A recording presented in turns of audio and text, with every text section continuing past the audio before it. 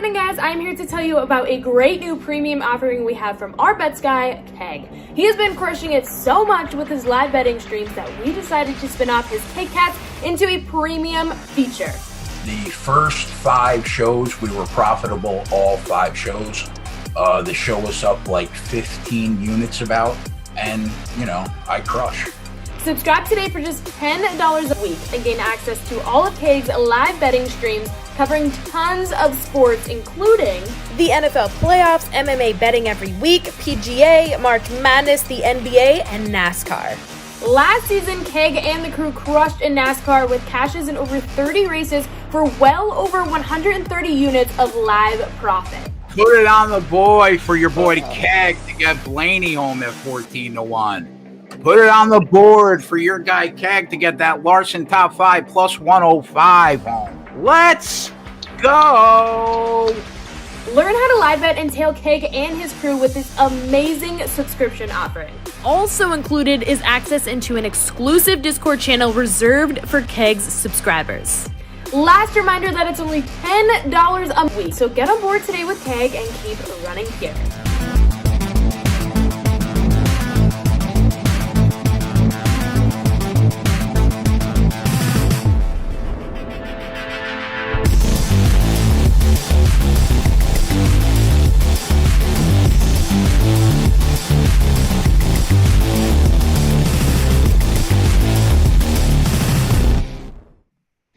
What is going on, everybody? Happy Wednesday. 10-game slate. Wednesday slates are usually big, and I'm glad we have a big one because yesterday it was big, but I've never seen so much chalk on a 9-game slate or 10-game or whatever it was. I mean, just played Toronto, you played the Pelicans, you played Harden, and you pretty much printed. And we'll get to some members never win screenshots, but it's pretty much all you needed to do yesterday. Today seems a little more fun, a little more spread out. Still waiting on a lot of injury news, but hit the like button, hit the subscribe. Be there in chat said, I don't know where to tilt PGA with Discord down. And yeah, that's what AP was saying pre-show. AP, I'll just go right to you. Say the story that you told me. I was laughing because Discord being down is obviously a big part of Run Pure Sports. So talk about the little story. Yeah, I mean, it's kind of crazy. NBA channel wasn't working, but the golf channel was. And I think it was just me and Natisfy in there. And, chatting back and forth, no one tilting. I'm like, what's going on in here? Like, Poston's making bogeys. Come on, people, where's the tilt at? So Discord. I mean, I was just looking. It looks like it's still down for like 50% of people out there. So, hopefully that's up here soon because I know up to lock, that's a big tool of ours. So. Hopefully it's up and good to go for everyone. If not, we'll figure something out. But it looks like it should be up here soon. Yeah, mine was down for a little bit. I've also been dealing with fire alarms in my apartment building twice today. I've had to go outside. Hasn't been fun over here. So, DC, I'm hoping to hear your Wednesday has gone a little better. 10-mile run this morning. Was it nice out in Colorado? Just talk to the people about life. Doesn't need to be sports. Yeah, 6-mile run today. Just finished it like an hour ago. Did the morning research, caught up on all the news. And, fun slate. I mean, yesterday was interesting. Obviously, Hoop had the big day. A lot of members did, too. We kind of talked about it on the show.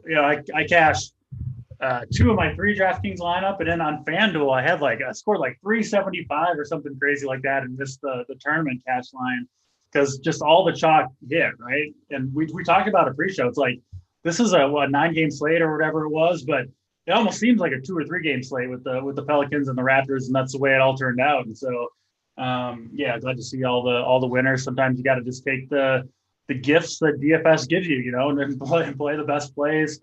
Tonight, I think it's going to be, like you said, Title, a little bit more spread out. We'll see, though, right? I mean, a team could rule out 2-3 guys at any point, and then that. Like we didn't really expect it from Toronto yesterday or necessarily the Pelicans. So you don't know for sure.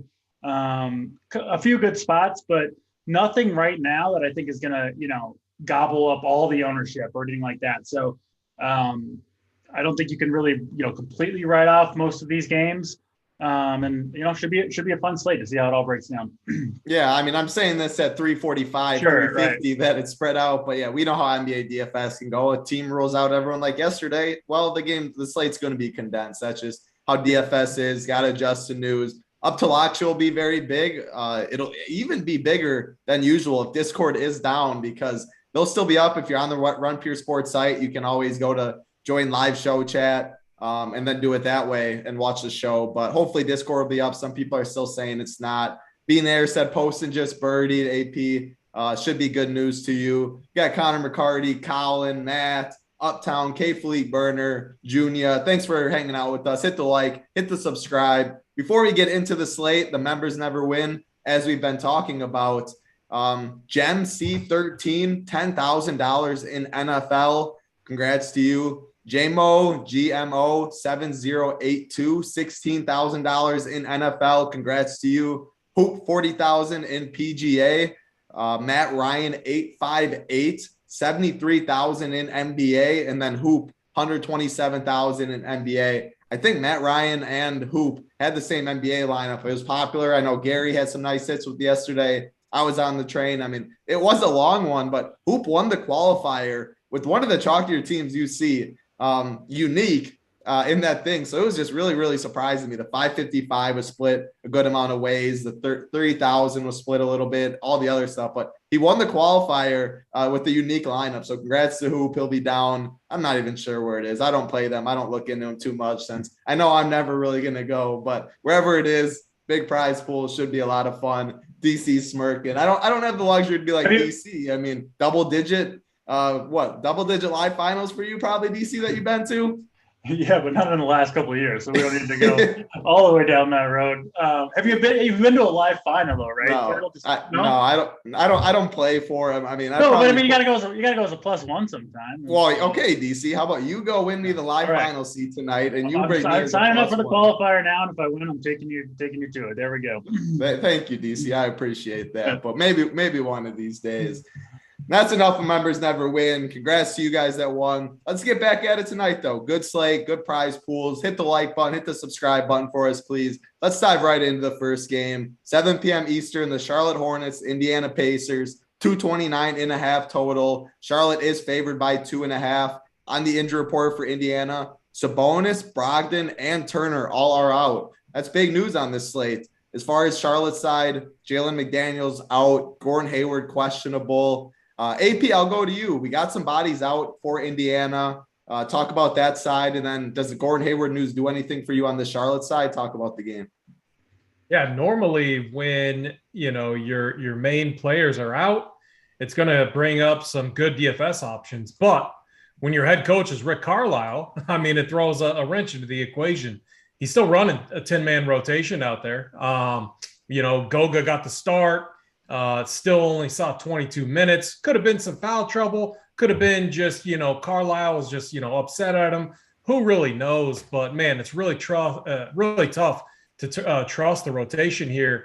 I want to play Karis LeVert, but we have so many very elite options at the guard position. So what I find myself doing with LeVert is giving him a fair projection. I know he's a raw, he tends to be raw scoring dependent. When his shot is going down, we tend to see the peripheral stats go up too. So he's a guy that he can bust your lineups, or he can absolutely break the slate and put up a monster number. So I think I'm going to have a piece of him. I hope he's going to be lower owned because I'm running 5 builds tonight. Just because I think this slate sets up perfectly. I think the other reason why I'm running five builds is we're waiting on some Toronto news. We might not get it before lock. It's 2 hours after, it's an hour after the initial lock. And so I want to make sure that we have all that news. So it's just, strategy that works for me. But LeVert, would be the guy I would have interest in playing, especially in tournaments. It's just a big price tag. It's just the rotations here. I don't trust the coach.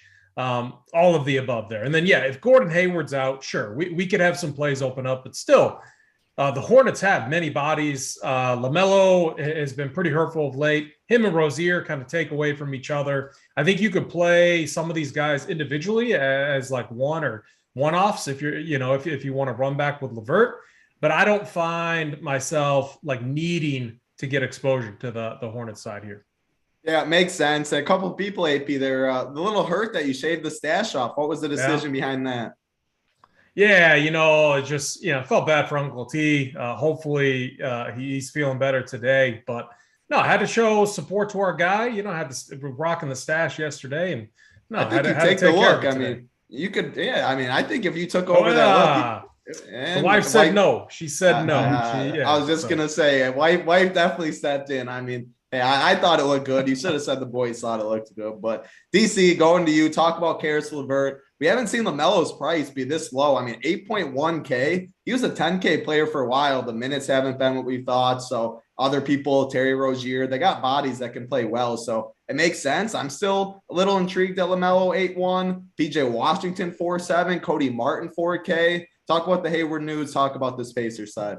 A really good game environment, right, is the first thing about this game. But and then you got players out on both sides, especially the Indiana side, and you would think that there's some like standout plays here, but it's hard to name who they are. You know what I mean? Like LeVert, I think is the guy most likely to put up 50 plus, 60 plus.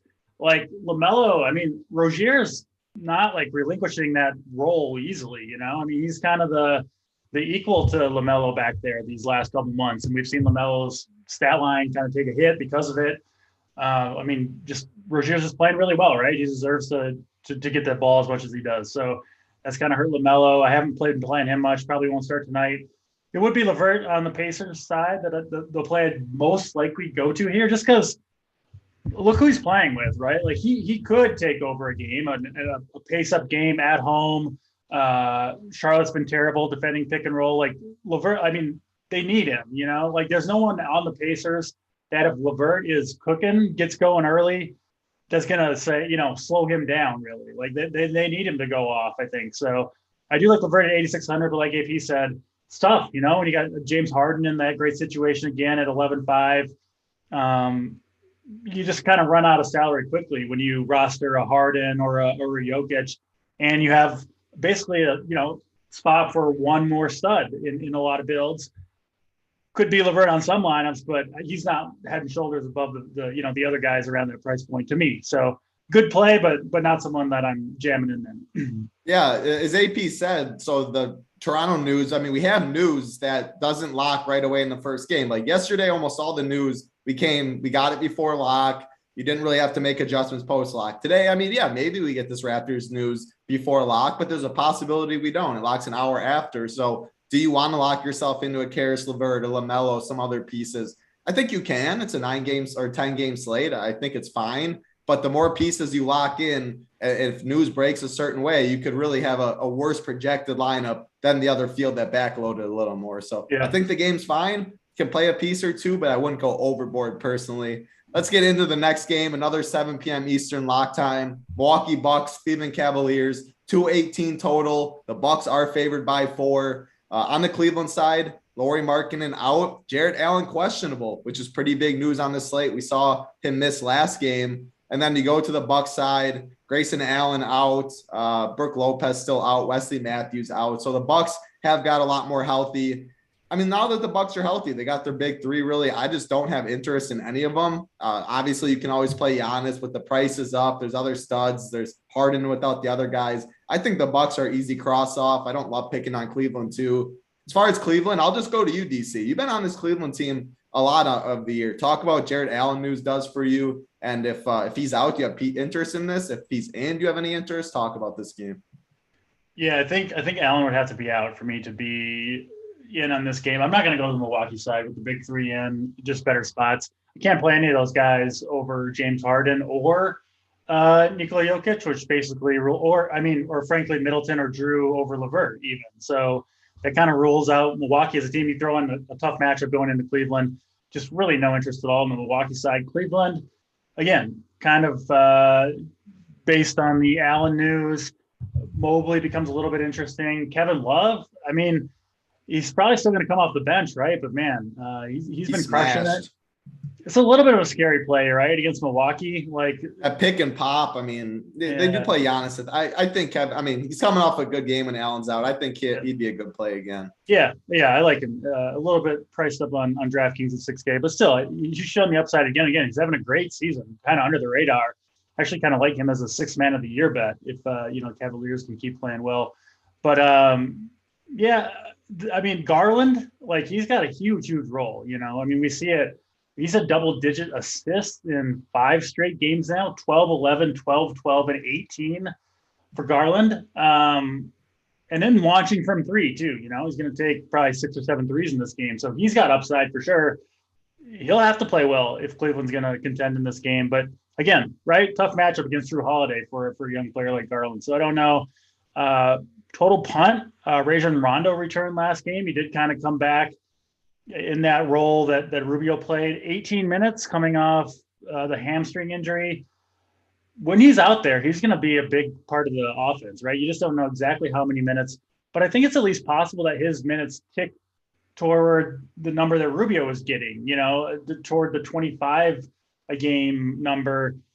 If that happens, he's going to be a really good play. So at 3K, still minimum DraftKings if you need the savings. You might, right? There's not that much good value tonight. I think Rondo a decent play at 3K, but yeah, other than that, not the most exciting game. Yeah, Chris Myers said Rondo min price. Uptown said Rondo looking pretty tasty. I mean, if you told me you would play 25 minutes today, I would definitely play him at 3K. I get what you're, I mean, it also, like, I don't think he's too popular, so it gets you on a different build. If you want to play 2 studs, Harden, and pair him with someone else, it allows you to do so. So I think it's interesting for sure. AP, go to you. Talk about Rondo. Talk about anything in this game that you like. Yeah, I agree with both of you on pieces to this game. I'm off the Bucks. We have better studs here. I'm not going to go to Giannis. Sure, if you want to be very different, you can play him tonight. I can't play him over Harden, over Jokic, over even Luka. I think Luka is a phenomenal play, and we'll get into that game, obviously. We need to keep an eye on the news here. Obviously, Rondo, very interesting because we have one, like, just what I think is a, very, very strong lock button value play later on in the slate, just an underpriced guy. But if we want to play Harden and Jokic potentially, or Harden and one other stud, we're going to need a cheap value piece.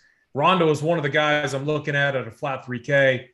There's a few others on the slate, but Rondo is a guy where if you told me he was going to get over 20 minutes, maybe like 22, I would have a ton of interest in him. Like that's might be all he needs. If he gets up to 25, like I would have very high exposure to him on the slate. But I do worry a little bit about, the floor there. He played 18 minutes last game, but he's definitely on the heat map. He's in my player pool, and so on I'm looking at. After that, I'm waiting for the news here. If Allen is out, sure, maybe a little interest in Dean Wade, another guy who's 3.1K. If you want to get different, if the Cavs were to keep this game close, they're going to have Kevin Love come off the bench and hit 6 threes like he did last game. So you could go there. Tougher matchup for sure, but it's Kevin Love. He's looked good at times throughout the season. So I don't think I'm going to get there, but again, it's all going to come down to that news. I would prefer to fade this game outside of those value pieces that we talked about. Yep, I like it for sure. Don't think you need to pay up too much. I think Love, what DC said, is interesting. I think Mobley's interesting if Allen misses. Allen news will get it. It is pretty big news, but don't go overboard on this game, I think, is how you approach it. Before we get into the next game, looks like for Discord, said they're down to the last set of users that are offline, anticipating everyone to be up within about 10 minutes. So Discord should be good for the up to lock, as it usually is. That's important. If you're not in about 10 minutes, you guys should be able to be in.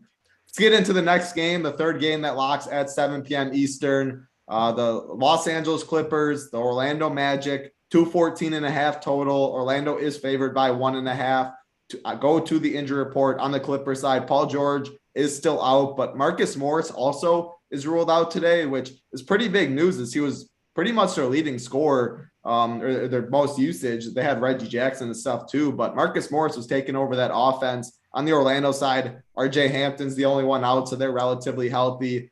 AP, I'll go back to you. Was Terrence Mann at 3.7K one of the value pieces you were talking about? Talk about Luke Kennard. On the other side, Cole Anthony, 6.7 on DraftKings, even cheaper on FanDuel. Talk about Orlando and the Clippers.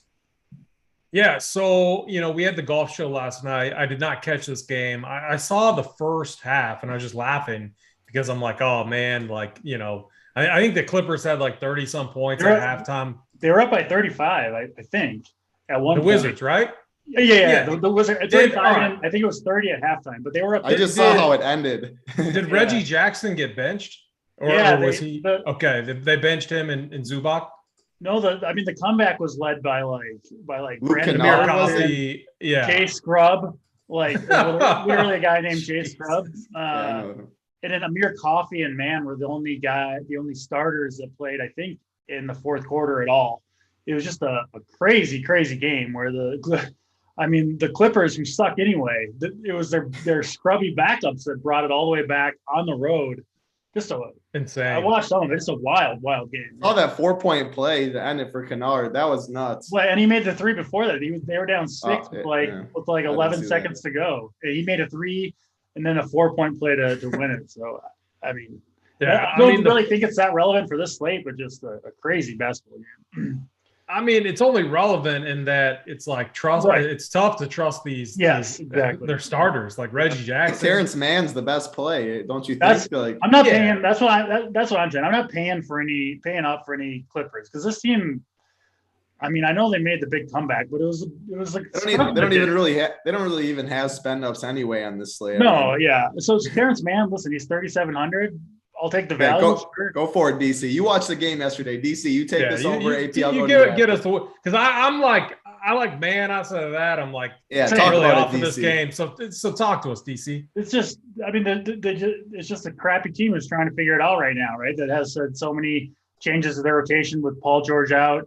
He might be out for the year now too. They're saying so. Like this isn't the team that you want to have a lot of pieces in. I mean, even yesterday they played. 12 dudes played at least 10 minutes. So yeah, you teams like this, you want the value piece that's in the starting lineup. That Terrence Mann, the young player, if he plays well, he should get the minutes, right? He was one of the starters that got to be in kind of for the comeback, which kind of tells you maybe where he stands. Like Reggie Jackson, Nick Batum, these guys aren't. Eric Bledsoe. They're not going to be on the next good Clippers team. Maybe Terrence Mann is, right? So I think he's a guy that you can play. Other than that, this is a team you want to avoid, I think, for the most part. And that's going to be most nights. I think you're going to want to avoid the Clippers, frankly.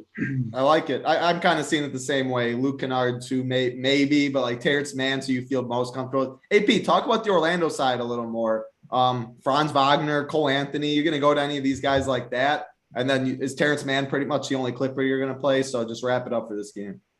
Yeah, Terrence Mann, probably the only Clipper I have interest in. Maybe a little bit of interest in Luke Kennard. People are talking about Coffee, not to interrupt. Like he's just 5.5K now. I mean, he went off for me a couple weeks ago. The guy's a good basketball player, but 5.5, I don't know. It's a little expensive 10-game slate. But do you have interest in Coffee too?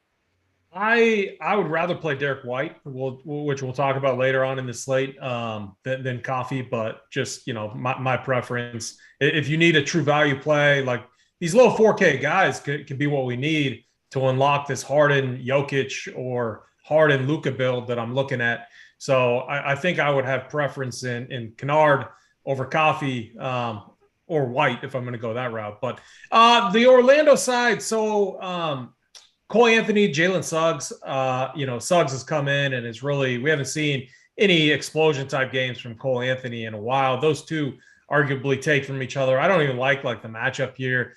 We've seen the Clippers play at they'd like to play at a slower pace.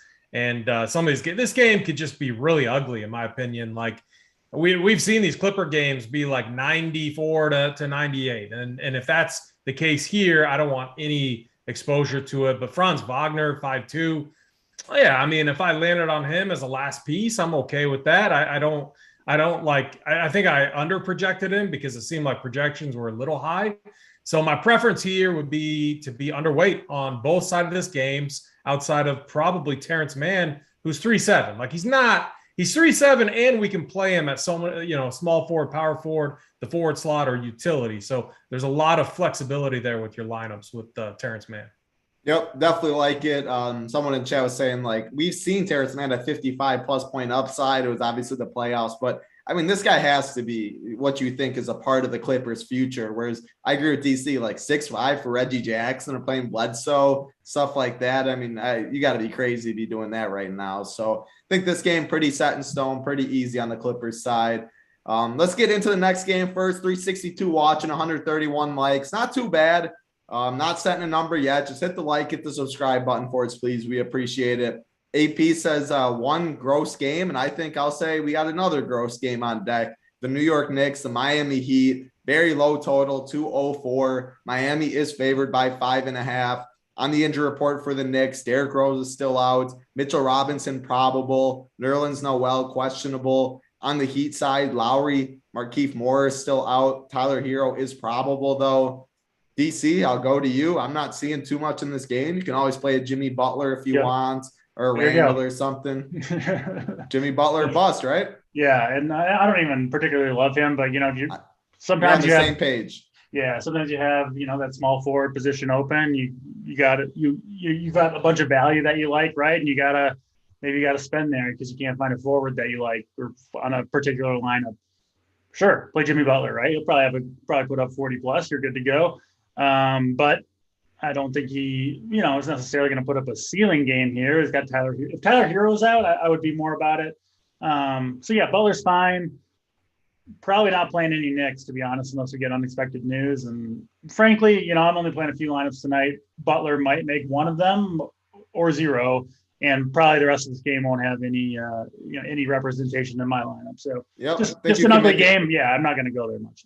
10-game slate, make it 9 games. AP, you see it the same way?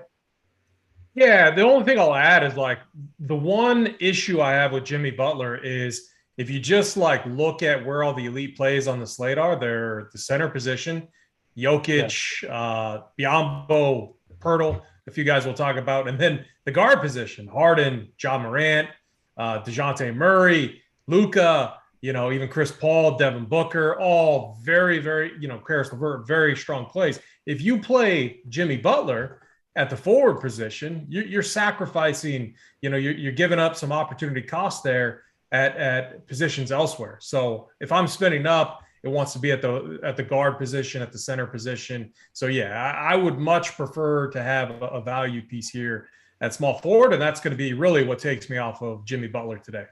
I like it. I think those are really good points and a sharp point of view of how you're thinking when you're building lineups and crossing players off and stuff. So I think that's a very good point for sure.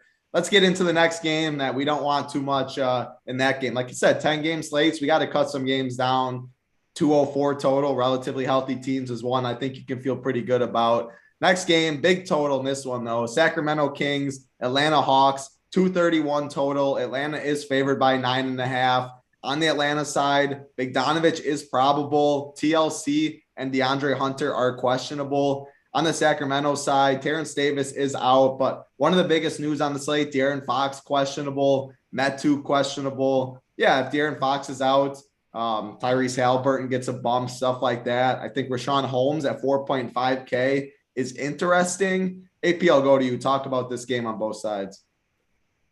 Yeah, one of the games that we need to keep an eye on the news here, obviously, as you said, Terrence Davis had been starting, and so it'll be interesting to see who they start if Fox is out. It seems like they don't want to start Buddy Hield if they don't have to. He's been a guy that's just really not getting a ton of run anyway, but they might not have a choice. The way you play this game is, if Fox is out, Halliburton becomes a very good play. The guard position, like we talked about. If Fox is in, those two kind of just take away from each other, and I'm not gonna, feel the need to play them. Rashawn Holmes, 4.5K, feels a little too cheap. Also feels a little trappy. I don't know about what you guys think. Center's loaded. We have some other very good plays. Steven Adams is the same exact price as Rashawn Holmes. I feel like what I need to do in Saber, Sim, is under-project him to make sure that, I'm locking in on some of these elite centers. I'd much rather have Biyombo. We know Biyombo is going to get 35 potential minutes tonight because they have no one in the front court. Pirtle, we know Pirtle is going to get a ton of minutes. Jokic, the best center and maybe play outside of Harden on the slate. So I don't want a very cheap Holmes getting into my lineups. And like, if he has a 22-minute game and going up against Clint Capella, like that's not what we want at all. So I'd rather underproject him and fade it. If he beats me, he beats me, as we often say. So this is a spot really where we have to wait on the news on the Kings side.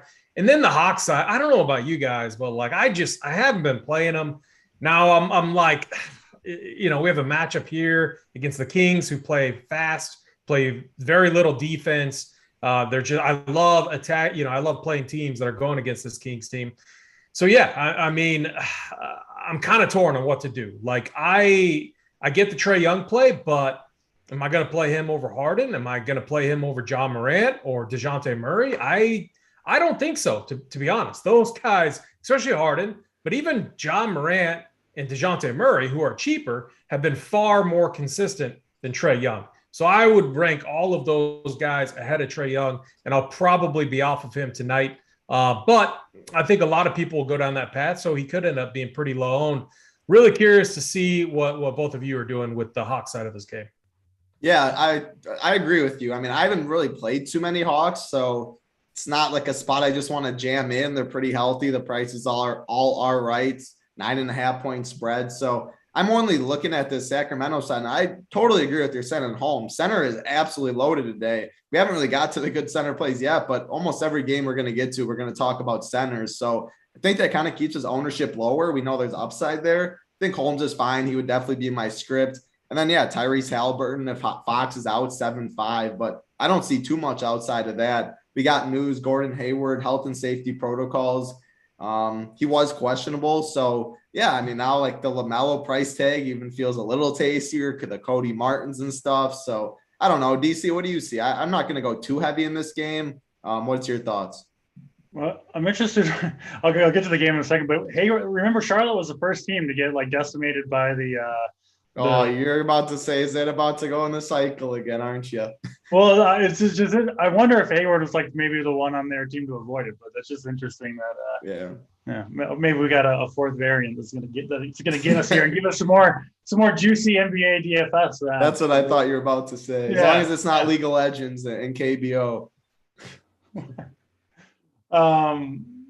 Yeah, Trae Young, I mean, it kind of seems like he's taking a little bit of a back seat here, right? With all their guys, not a back seat. He's still the lead dog in Atlanta, but just in terms of like compared to Harden, I mean, it's tough. 1,000 more for Harden on DraftKings, 700 more on FanDuel. You play Harden, I mean, I can't play Trae Young over Harden. If you play Harden, then it's pretty hard to fit in Trae Young too. So I'm kind of with AP. I think he's a decent play. The matchup's fantastic, but I just don't maybe see him getting to the optimal. He absolutely could if you want to go that route. Not on really anything else from Atlanta. The Sacramento side, I mean, Holmes is interesting. If you look at yesterday's game, they got just absolutely slaughtered by the Celtics, right? I mean, they lost 128-75 in that game. Basically a fully healthy Celtics team, right? Like with a lot of good defenders. I mean, Smart, Horford, Brown, Tatum, Robert Williams. That's a hell of a defensive starting five. They smothered the Kings. But if you look at the minutes from the last game, I mean, Rashawn Holmes benched halfway through the third quarter along with all the rest of the starters, and he had 24 minutes. So, like, they were planning to play him into the mid-30s in minutes. It's just the game didn't work out, right? The team didn't play well. Against the Hawks, that could be different. So I think you could get mid-30s minutes out of Rashawn Holmes here.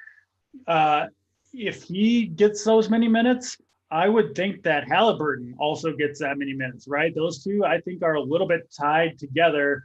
And I don't really want to play Halliburton unless Fox is out. But if Fox is out, now you have a true lead dog role for Halliburton. And he's got the ball in his hands every possession. I think he becomes a very high upside play at that point in the mid 7Ks. And if I'm playing him, if Halliburton's going off, I think he probably brings Rashawn Holmes with him. So again, I need Fox out for all of this, but if that happens, I kind of like pairing Halliburton, Rashawn Holmes, and maybe you throw in a Buddy Hield there too, right? If he's in the starting lineup, those three, I think could potentially all do damage together. I think they're tied together.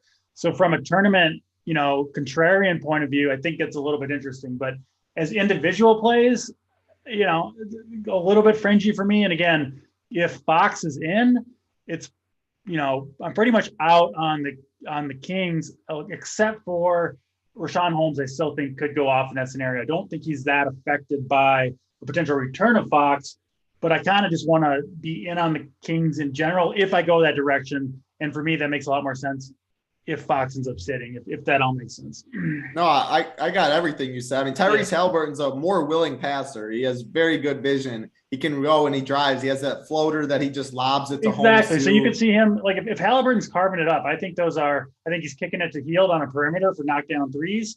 And I think he's dishing off to Holmes underneath the basket for dunks, right? So those three together, you could see it working against the Hawks.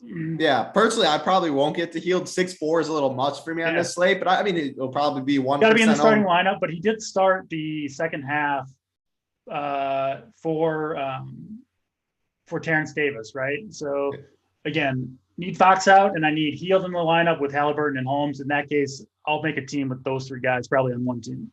I like it. Yep, for sure. Let's get in the next game. But if Fox is out, guys, that game, Holmes is pretty much the only one I have interest in. Kind of sounded like DC too. So that news, we're going to wait for it. Yep. We'll see if we get it or not. It's 7:30 Eastern. So that should come right before lock, maybe. Who knows when we get the news, but it's important news on the slate. The next game we're getting to also has important news. Toronto Raptors, Chicago Bulls, 219.5 total. Bulls are favored by 4. On the Bulls side, Lonzo out, Caruso out, Derek Jones out, Tyler Cook is questionable. Not very big news with that. As far as Toronto, though, Fred VanVleet, Scotty Barnes are questionable today. Ken Birch is out. We saw Toronto sit those two yesterday. Scotty Barnes was a late downgrade to then a scratch. I mean, we just saw Toronto go absolutely ham when these guys are out. They just play it. Nick Nurse will play his guys to the ground. Siakam's a stud. Gary Trent's a hooper. Like, they got guys. So if Fred VanVleet and Scotty Barnes are out, fire up the Raptors again. If they're all in, obviously I don't have as much interest. As far as the Bulls, Zach LaVine, DeRozan, I can see playing either of those guys, but probably just sticking with the main guys. AP, I'll go to you. Talk about both sides of this game and what the Toronto news is doing for you. Yeah, obviously very important news on the slate. And I mean, really, we're going to be in a similar situation. You have to think that Fred VanVleet and Scotty Barnes play here, but don't really want to speculate, especially with Toronto. But if they do play, I think they're fine plays because we know what Toronto likes to do. They like to play their guys big minutes. The problem is with Fred VanVleet, he falls into that guard spot, that really elite guard spot that we've been talking about, where we have so many different options. If they're out, we go right back to Gary Trent. Gary Trent was phenomenal yesterday. Shot the ball 21 times, hit half his threes, took 10, hit 5 of them, put up 42 DraftKings points. His price has not changed at all. So Gary Trent, someone that we could go right back to if Fred VanVleet is out. Even if those guys play, I don't know. I mean, I still have Trent in my player pool. I don't know about you guys, but he's still underpriced when this team's healthy because we know he's going to play 35 minutes unless they say he's under some sort of restriction with it being a back-to-back. I don't see that being the case, though. So I think the Raptors side, it's Siakam. He's still under 9K, even if all the guys are in. I think he's still in play. But if Scotty Barnes and Fred VanVleet get ruled out, he becomes a lock button type play, very strong play. Same with OG. So wait on the news here. I think either way, we're going to have some guys that are definitely playable. Gary Trent, Siakam. But then if Fred VanVleet plays, I think he's going to become an interesting tournament play. The only guy, if everyone is in, the only guy I would have less interest in is probably OG. So, and Chris Boucher, I don't know, coming off the bench, he does have 30-minute upside, but I don't think we need to necessarily risk it on this slate. Makes sense. DC, how are you approaching this situation? You said you're running a couple lineups. Are you backloading for this news if we don't get it? If they're in, or do you have no interest in them? Talk about what this game does for you and talk about the Bulls side too. Yeah, I mean, Barnes, I expect Barnes to sit. I mean, he was added to the injury report last night when we were on the show, out of nowhere with right wrist swelling, missed the game. I mean, that doesn't go away, I don't think, in one day, most likely. And he's missed time with knee tendonitis. It seems like he's kind of hitting a little bit of a rookie wall. So my guess is, I guess he'd sit yesterday. My guess is he sits again here. And Fred VanVleet too. Listen, man, like yesterday at home against Charlotte, who they're kind of neck and neck with in the East right now. Both teams, Toronto right around 500. VanVleet doesn't strike me as a guy that's just like sitting out games when he feels fine, right? And so it's a day later. I wouldn't be surprised if they both sat again. And if that's the case, yeah, I mean, you got to look at Siakam. You got to look at these guys anyway. Siakam, Trent, but yeah, OG becomes a decent play there. Some off the board. It's possible they mix up their starting lineup. I don't think they will. They went with Precious at the 5, and Siakam was basically the point guard, right? And Trent played the 2, just kind of like we called on the show yesterday. If people watch that, Siakam at that point becomes just a tremendous play. We saw like Malachi Flynn come in and play big minutes kind of unexpectedly for the Raptors. I don't know for sure if that'll happen again. It kind of seemed like it was just kind of weird circumstances. And then Banton, I think, becomes an interesting play. He was aggressive. He was the first sub in the game. This is all assuming that VanVleet and Scotty Barnes are out. But Ban was the first guy in, played well. I had a bunch of Raptors, was watching the game closely, and got 3 fouls in like 8 minutes. But he had 14 fantasy points in the 8 minutes that he was in there. So I think he would be sneaky. I mean, he's minimum price, and I could see him, if things go well for him, playing 30 plus minutes. It kind of seemed like that was their plan yesterday. It just didn't all come to fruition. So he's an interesting play to me. He was interesting to me yesterday. I didn't end up on him because the value was too good on the Pelicans as well, that you couldn't really play him over like an Alvarado, right? But on this slate, maybe you can. So this is important news. And Siakam, I think, is a strong player regardless, because if VanVleet is back and Barnes is back, what Toronto will likely do then is push Siakam to the 5. That's what they do, right? They start VanVleet, Trent, OG, Barnes, and then Siakam plays the 5. And I love Siakam when he's at the 5, right? The rebounding goes up. It's just the spacing of the team is better. And you just see Siakam at the 5 is just a good spot to be. So I like him either way, because if VanVleet's in, you get Siakam at the 5. If VanVleet is out, you get it point Siakam. So there's really no iteration here that I think really hurts Siakam. So strong play either way. And man, I've been saying it a lot, but Siakam is just absolutely balling right now. So he's expensive, and there's a lot of great spend ups on this slate, but don't overlook him. He might go a little bit overlooked tonight. No, he's playing really good basketball at the 5. Like it's tough to find a good matchup with him if you want to play a big on the floor, which still a lot of teams do. So yeah, Vucevic versus him at the 5 is an interesting one. I don't know. Yeah.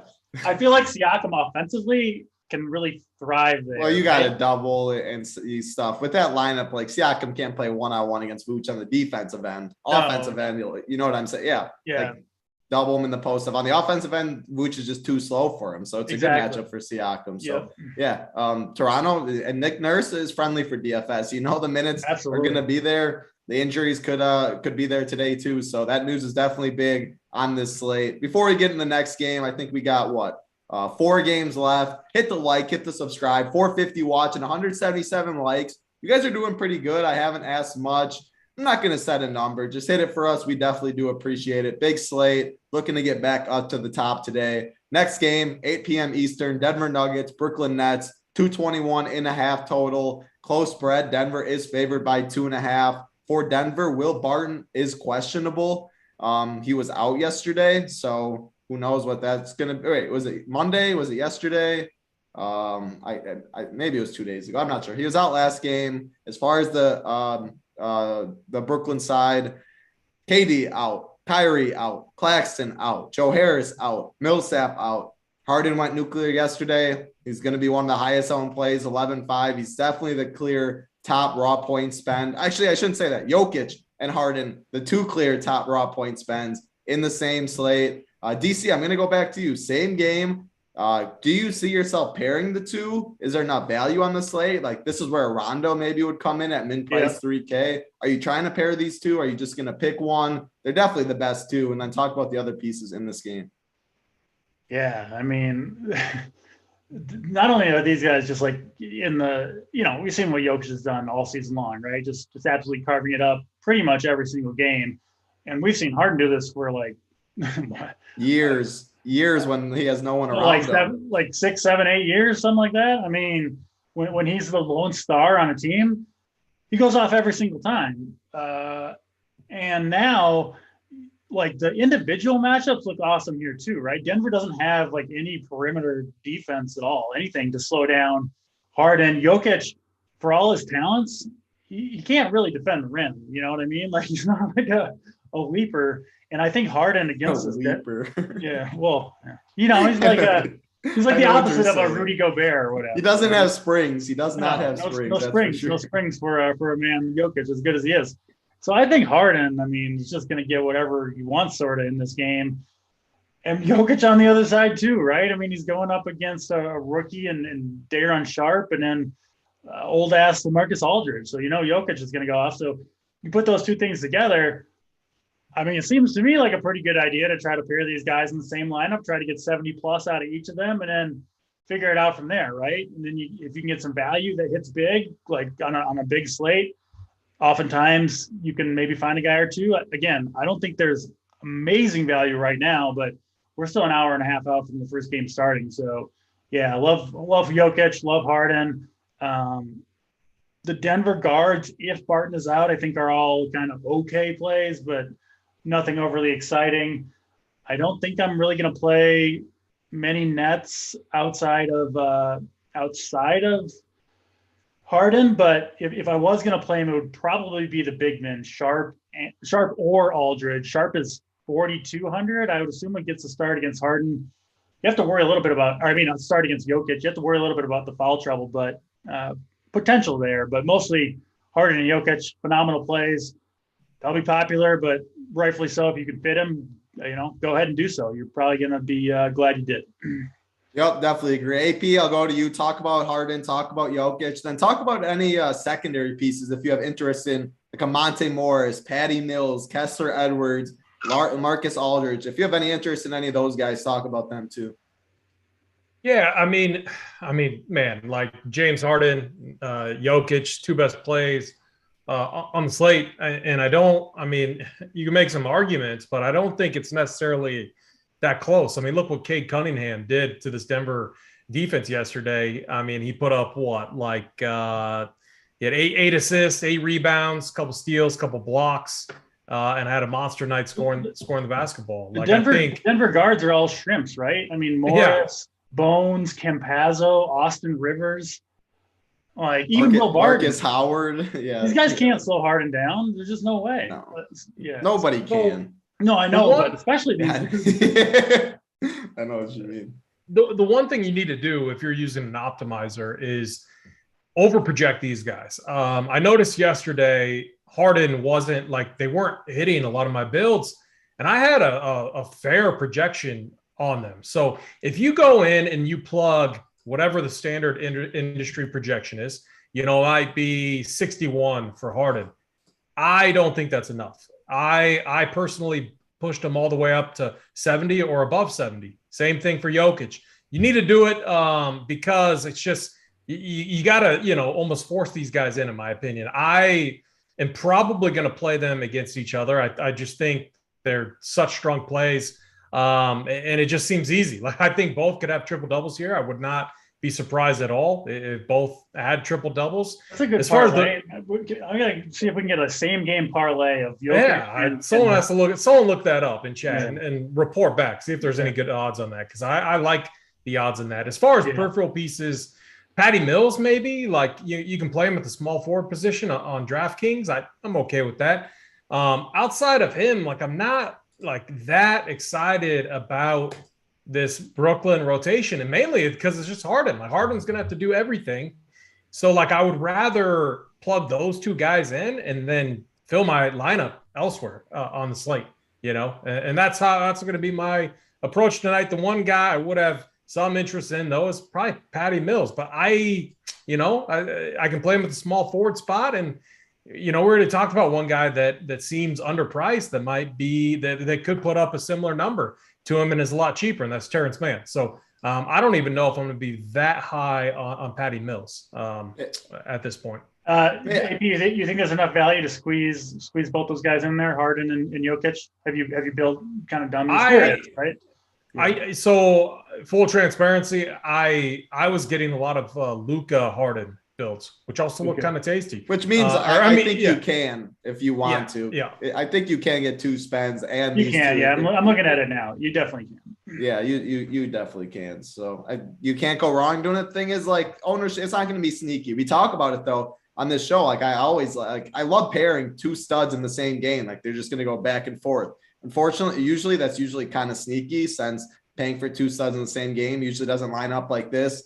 Fortunately today, I mean, Harden's obviously going to be the highest owned, the stud, but Jokic, we talk about how good center is. I mean, we've seen Jokic come in a lot lower than what some people expect every slate. So if you want to pair these 2, figure the rest out. I don't think that's a bad way to start your lineups. It should be an enjoyable game to watch. If your core is like Jokic and Harden, you just flip this game on and you watch the fantasy points roll in, right? You hope your value plays in the other games are doing well too, because you get to watch your guys put up like 150 combined over 48 minutes. I thought you were about to say, when you went like this, that you're about to say get on your Peloton and you just watch your print. Maybe we'll see. Yeah, that's what I thought you were about to do. But yeah, Harden, Jokic, can't go wrong with them. Let's get into the next game. We got 3 games left. 456 watching, 198 likes. I'll be easy again. 250 likes is the number. Not asking a lot. Hit the like button for us, please. We appreciate it for sure. Next game on the slate, though. Memphis Grizzlies, San Antonio Spurs, 228.5 total. Memphis is favored by 4.5. On the Memphis side, Kyle Anderson out, Tyus Jones out, Desmond Bane questionable, Brandon Clark questionable. So 2 people questionable that have a role on this team. Going to the Spurs side, Bates Diaw out. That doesn't mean anything for them. You can always play DeJounte Murray. You can play John Morant. AP mentioned Derek White earlier. There's Keldon Johnson. 2 center plays in this game. I think Jakob Poeltl and Steven Adams at their price point would make a little sense. I think this game has some pieces. AP, I'll go to you. Talk about Derek White, like you mentioned earlier. Talk about the centers. Anything else in this game you like? Yeah, my interest with Derek White is they didn't really need to play him much yesterday. They blew out the Rockets fairly easily. DeJounte Murray was just phenomenal, like he's been all season long. My point on White, though, is without Dillon Brooks. So Dillon Brooks has been out for a while. Their perimeter defense has not been as good. Like the Grizzlies as a whole, like they've been good and have been doing enough, but against opposing combo guards have not been as good. Derek White, 5.9, could be a guy that may be one of those plays like right in the mid-range that has a ton of upside that I could fit in there with some double stud builds. I'm not sure yet if it'll work, but it's something I'm looking at. He's someone at, and if I'm like fading DeJounte Murray, who's been incredible, I want, maybe one piece to this game, whether it's Poeltl or White, or Murray. So it would be a way to get different and to move off of DeJounte Murray builds. DeJounte Murray, obviously under 10K, phenomenal play, tons of upside. It just seems like every night he's putting up a triple-double. I think he would have last night had it not been for a blowout. So he played 24 minutes and he had 19 points, 10 assists, 3 steals, 5 rebounds. Yeah, if he would have had his normal run, he would have had a triple-double last night. The guy has been an absolute machine. John Morant on the other side. Again, if you want to get different tonight, it's a back-to-back. You can make the case. Fade Harden if you want and play John Morant and DeJounte Murray against each other. Hopefully they go back and forth. We see point guards duel like that all the time. All you need them to do is outscore Harden. Now, are they safer than Harden? No, not at all. Like Harden has just been so good in these roles, like we talked about. But in tournaments, especially large field tournaments, it's going to be a very contrarian route on this slate. So my interest in this game, Ja Morant, keep an eye on Desmond Bane. If he doesn't play, we could upgrade, Conchar, Melton, plays like that. The other guy, Brandon Clark, if he doesn't play, Jaren Jackson, under 7K, frustrating guy, very frustrating at times, often gets into foul trouble. But without Clark in there, you have to think, his playing time is relatively secure. So mild interest there. And then Jakob Poeltl, White, and Murray on the other side for me. I like it. I mean, we brought it up last game. I've talked about it. I mean, I love pairing studs in the same game. When can you get two superstars? And these both are legit superstars. 2 point guards going back and forth. Ja Morant, DeJounte Murray, both have all the upside in the world. Both going to be low owned. Pairing them together, I think it makes total sense. Close game, decent spread. So I like that call for sure. You instantly different pairing those two and going on about your lineups because everyone's going to go to the 11K plus, spend, maybe pair them, something like that. You're just on a different build. You have superstars, you have a ceiling, etc. So DC, talk about DeJounte, talk about Ja. You've been on DeJounte too, so I assume you'll like them. Then talk about the secondary pieces. I mean, Jakob Poeltl, Derek White, Steven Adams. There's questionable tags on this Memphis side. So I think this is a pretty good game at DFS and could go a little more under-owned than it should. Yeah, I mean, I've been DeJounte and Ja been on them from the beginning of the year. You could look at the data compared to last year and see that they have different roles than they've had in their previous seasons. They've proven it throughout the year. They're both 10K studs now, and they deserve every dollar of that salary. I do prefer Ja Morant here if you're choosing between the two. Just with Tyus Jones out, right? He's a guy who will handle the ball when he's in there. Kyle Anderson, a guy that will have the ball in his hands. You've got Dylan Brooks out, and then Desmond Bane, another high usage guy, questionable. So especially if Bane misses, again, you kind of go back to the numbers. You can look up how many drives to the basket did everyone have in their last game. Every player in the NBA in their last game, Ja Morant leads the entire NBA at 32 drives in his last game, over 41 minutes. The dude is he's everything for this team right now. And I think against the Spurs, against, another young stud superstar point guard, I could see Ja and DeJounte going back and forth here. So I like that call. I don't mind pairing them. I do think, especially DeJounte is going to be, kind of he takes pride in his defense, right? So I guess that tiny bit concerning maybe for Ja, but I still like both guys a lot. You'll get better O always beats better D, but I hear it does. It does. Yeah. I think both guys will play well. They're the key cogs in their team, clearly. But DeJounte does have Derek White out there too, who can do a lot. The Spurs there's more players on the Spurs who can kind of take it out of DeJounte's hands if the Grizzlies scheme around that or something like that. But both guys are great plays. Probably won't go to the secondary guys too much. Poeltl, I get it, but hard for me to get to with Jokic, such a strong play, and center just so loaded. But I mean, he's shown, multiple times in the last few weeks that he's got the upside to get there. So I have no problem with the play. Just don't think I'll get there myself. Hey guys, what about? I got a quick idea to run by you guys real quick. So what if you? Because I love Ja over. He played 40, almost 40. He almost played the whole game against the Mavericks. Yeah, he has to. So I love that call. So you play Ja, you run it back with Derek White playing on the angle we were looking at, and then you play one of Nikola Jokic or James Harden. That might be a really interesting path tonight, and I think you could make it work. Yeah, you definitely can make that work. I think it makes a lot of sense. I think pairing them makes sense. I think if you like Ja more, that makes sense. There's other people on Memphis you can kind of run it back with. So I think there's a lot of ways you can go. I definitely definitely wouldn't recommend just ignoring this game. I think the ownership's going to be pretty spread out for the most part. I don't see this game getting too much exposure and ownership, but I think it's a good one. So good game. Let's see. 218 likes, 219. We need 31 more likes. I'll remind you one more time. We have 2 games left. We got the Up to Lock show coming up. Hit the like button. 31 likes. I'll remind you one more time for the plays of the day, though. Phoenix Suns, Utah Jazz, 223.5 total. Phoenix is favored by 2. This game does lock at 10 p.m. Eastern. So we have a little news in this game as far as the Phoenix side. Ayton out, JaVale McGee out, Crowder out, Cam Payne out. As far as Utah, Gobert and Donovan Mitchell out. So we have news, but we're not waiting on anything. But some big pieces on both teams are out. So Cam Johnson, 4-3. Bismack Biyombo, 5-5. Hassan Whiteside, 6-6. Rudy Gay, 4-4 maybe. I'm probably not going to get to the studs, the Booker, the CP3 and stuff. We just have so many guys we like. So I doubt I get there. I think I like the Biyombo, the white side. Cam Johnson's more. DC, I'll go to you. What do you like in this game on both sides? You got to start with Biyombo. I mean, with DeAndre Ayton out, with McGee out, Kaminsky's out, Dario Saric, those guys have been out a while. But the point is, Phoenix is down to basically Biyombo. For a while there, it was like looking like Jalen Smith might be the kind of the backup behind. He was the backup behind Ayton and McGee. Then they signed Biyombo when Ayton and McGee were both out, and Biyombo was just taking it, right? He's kind of just he took the backup role from Jalen Smith. Now he's got the starting job. If you run the numbers, and there's a decent sample size now, you can put Chris Paul and Biyombo on the court together and kind of see what Phoenix looks like in that scenario, which is the scenario we'll get tonight.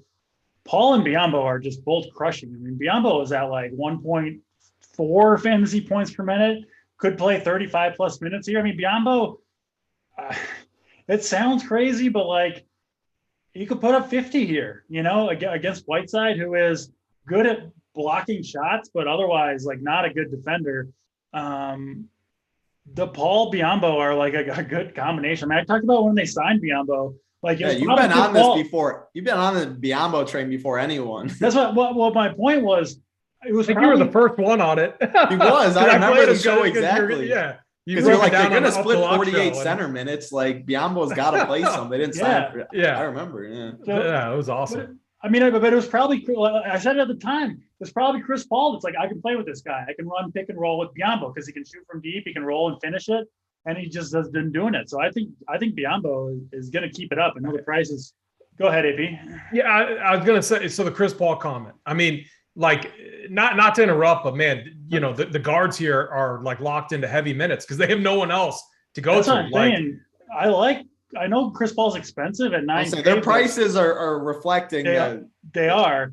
No one's going to play him though. That's what you're right. No one's playing him. Like we talk about people not wanting to play DeJounte and Ja, but people are going to play DeJounte and Ja before they play CP3, right? For sure. They're going to play Harden before those two guys, and they're going to play those two guys before they play CP3.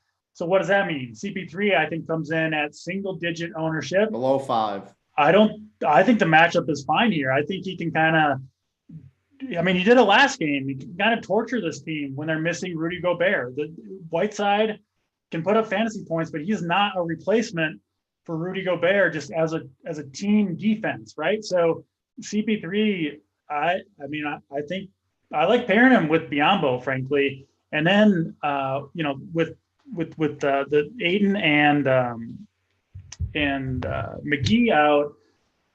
You do have the situation comes again where I think Jalen Smith back in the rotation tonight, backing up Biyombo. I expect Jalen Smith to be out there for every minute that Biyombo isn't.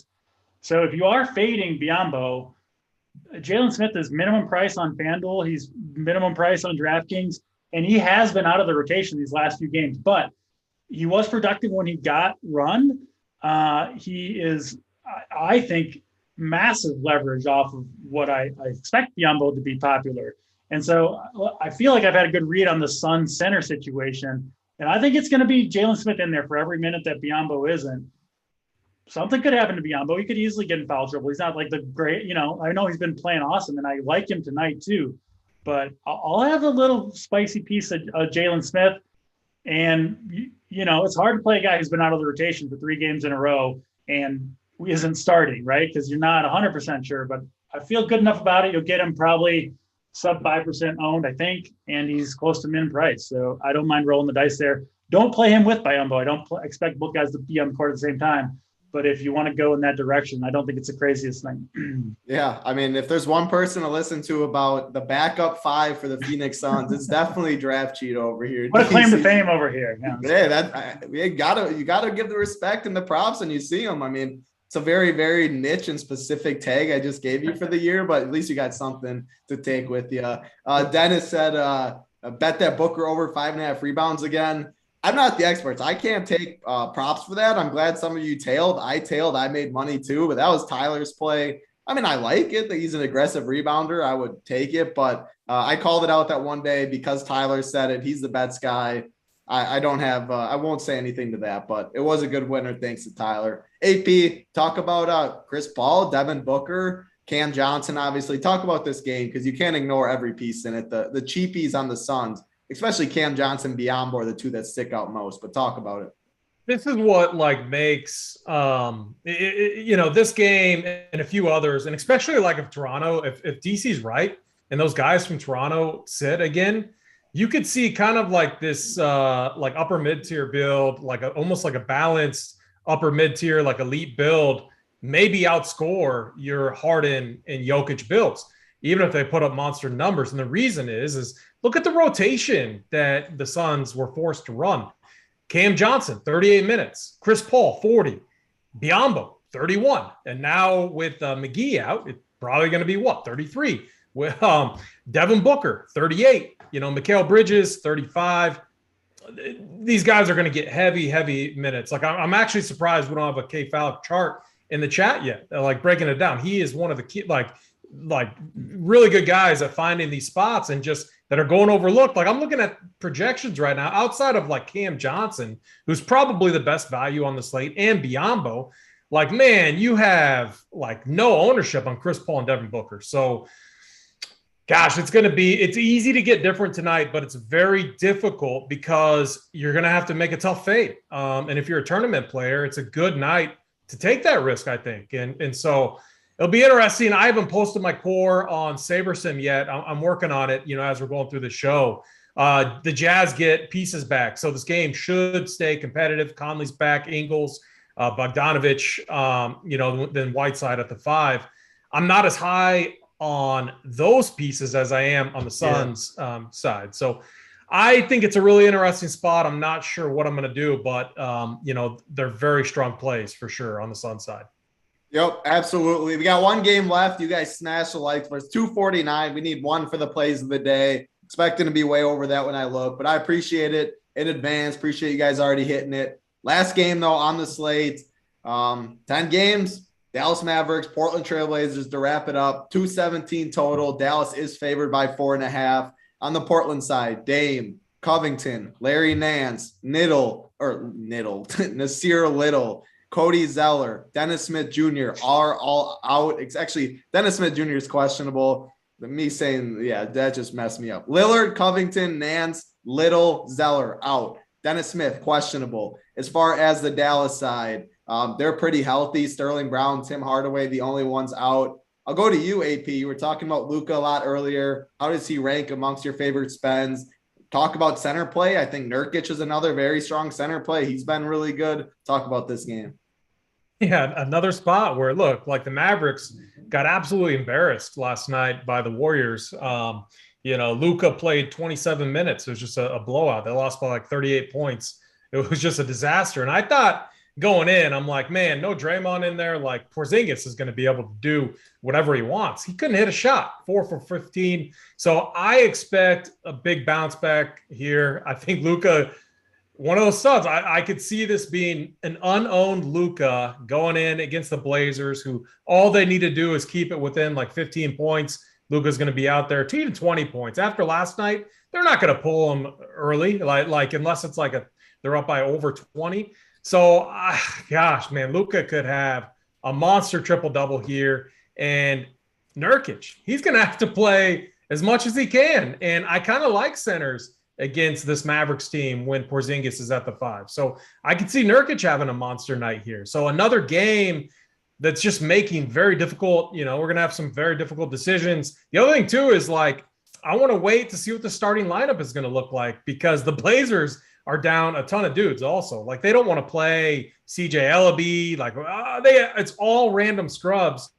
And then Norm Powell was limited last night or yesterday when they played to under 26 minutes. So it's a back-to-back. You have to figure, since he was limited last night, he's probably going to be limited tonight. Very interesting situation. CJ McCollum, Simons going to have to play heavy minutes. Nurkic going to have to play heavy minutes.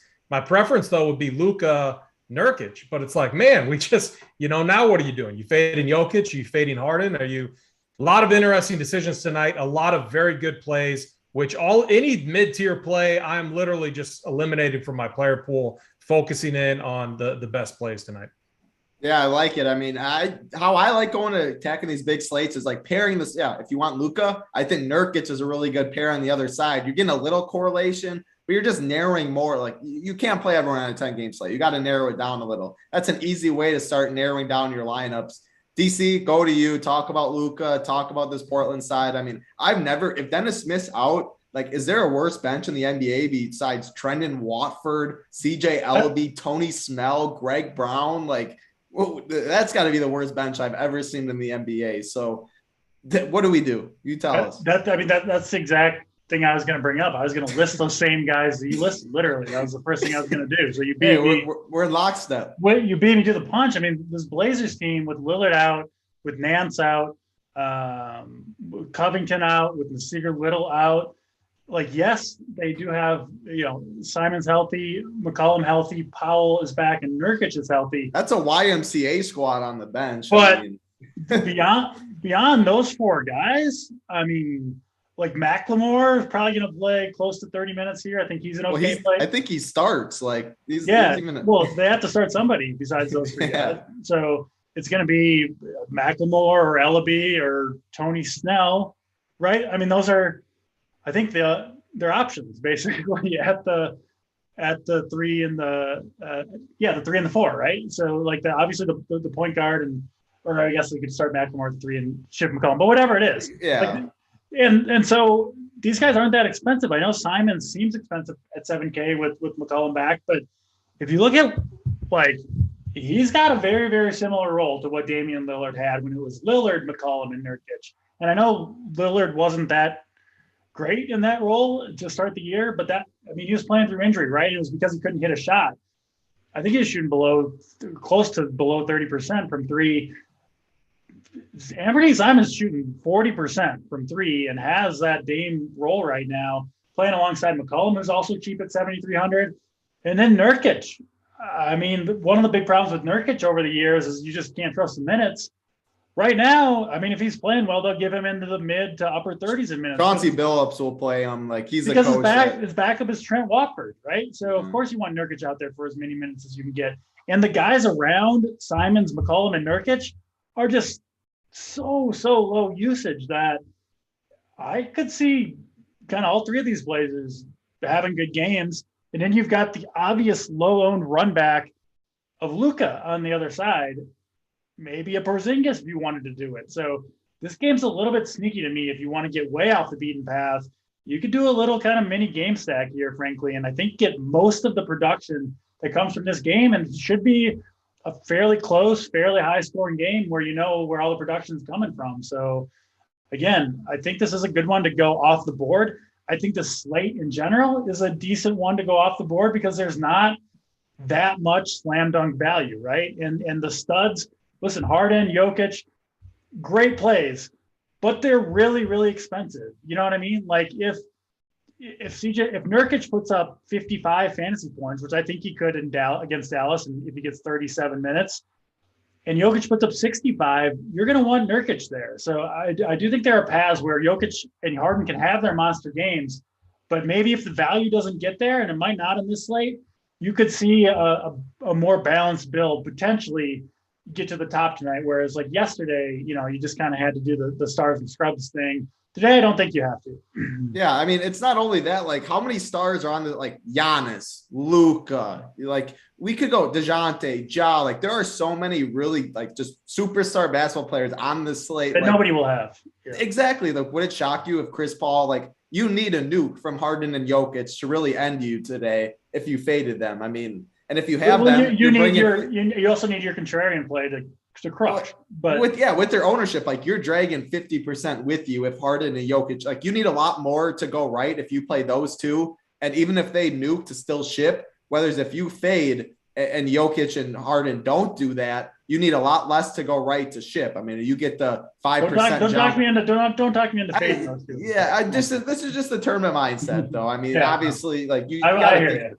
But I also never expected so many people to get hurt when I was talking about this bench being so bad. CJ Ellaby, I guess. I mean, Of course, guys, like CJ, all these guys can hoop. They're in the NBA. Like there's levels to I everything. don't mind Allaby, but I am a little hesitant to play guys who haven't been in the rotation at all. Is all. I mean, you're like, I'm just saying, like you look at every other bench in the NBA, like that we went through, and then if CJ Allaby is your best bench player, you know what I'm saying? Of course, these guys aren't bad basketball players. It's just this bench. If you say the names, it's not an NBA bench. So that's it, though. That's 10 games. You guys absolutely crushed the like button. 270 likes. It's time for the plays of the day, though. And I'm going to go into myself first because I have a play I don't want it taken, and it stood out to me right when we got to it. We were just in the game. It's Jusuf Nurkic at 7.7K. Center so loaded. I think the ownership's down because of that. Some people might still play him, of course, but there's so many good center plays. I think it's a 2-center night.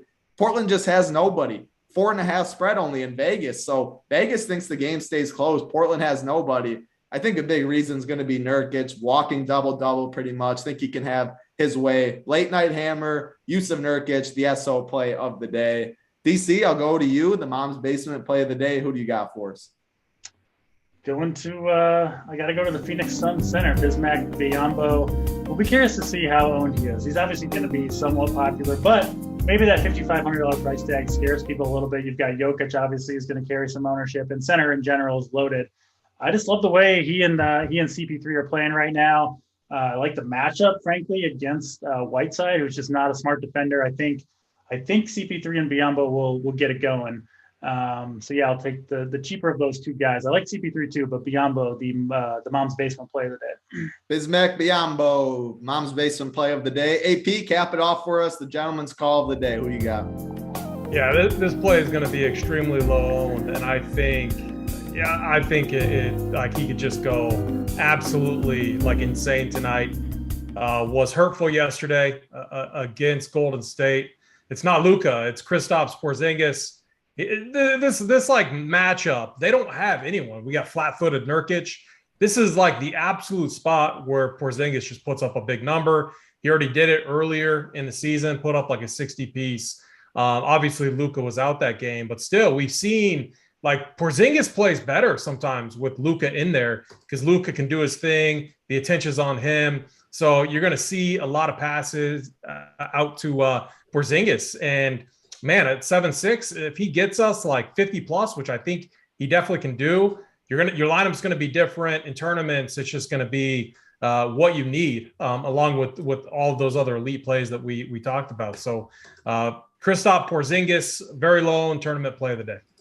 It says Porzingis. You can give a little Nurkic Porzingis correlation too. Late night hammer, get Biyombo in there too. That's 10 games though. Was very long as usual. A lot of fun though. Broke it all down. We're waiting on injury news as always. So the Up to Lock show, JSU, BigT, Holden, going to be very important. They're about to hop on. Looks like Discord is all up. If you're not a member, I don't know what you're doing. The Saber Sim and the Run Pure Sports package is second to none. So many sports going on right now. Sweating golf, Snyder's in the Showdown streets. A lot of time, a lot of sports to be, a lot of sports going on, a lot of money to be made. So if you're not a member, sign up. Run Pure Sports can get everything. That's going to do it though. Hit the like on your way out. We appreciate you. I hope you have a good night.